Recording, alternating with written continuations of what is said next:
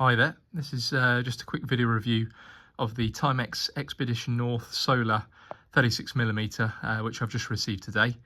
I'm just going to give you a quick show around, just my general opinion of the watch and how it makes me feel.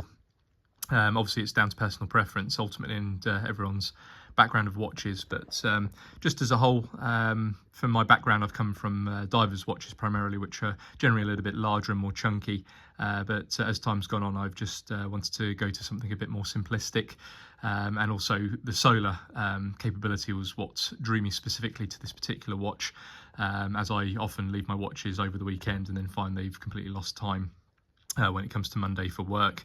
And also I've also gone for this watch specifically because of the sapphire crystal, which obviously has scratch resistance capabilities, and also the fact this hasn't got a date function as well, which is just one less hassle as well. So just about the watch in general, its first impressions was it was quite low in its profile of its height.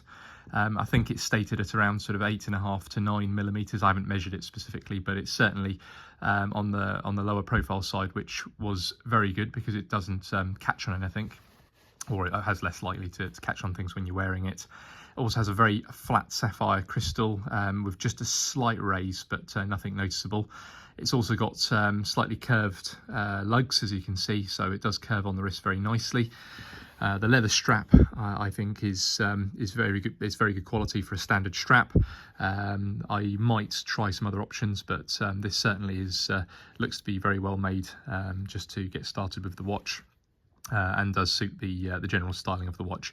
It's also matte in its finish. I can't see there's any noticeable polished surfaces of the watch, which was again something I like because it's just a little bit more maybe sort of retro, or less flashy in its styling, so very subtle in that respect. And it's got the 18mm lug width, so on the smaller side for the strap options, but there are a lot of options at that width. The crown is also screw down, which is another plus point that I specifically like this watch for. Obviously that's the main entry of any water, if there is to be. So having a screw down feature was just definitely a plus point on its durability factor. The dial also has a slightly textured, it's a bit difficult, see if I can zoom in on the picture. It's got a slight textured dial. I'm not sure how to best describe it, but it's in certain angles you can't see it. It's more when you look at the watch face on, and I think when you go in more the light, you can see it more. So it's almost like a sandy finish, I'll describe it as. And you can see all the other text on the dial as well.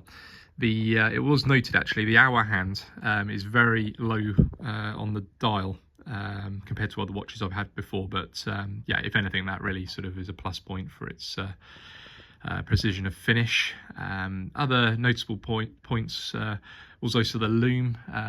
Bit difficult for this video, but it was mainly the hour and the minute hands which lit up. I think the indices also had some luminescent, but nothing too strong.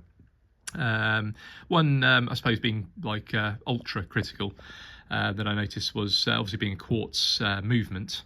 The second hand didn't align perfectly with all the indices, but it's such a fractional amount, and the thing I always look for is really the accuracy of the total time rather than looking at the alignment of things like that. But yeah, nothing noticeable at first glance.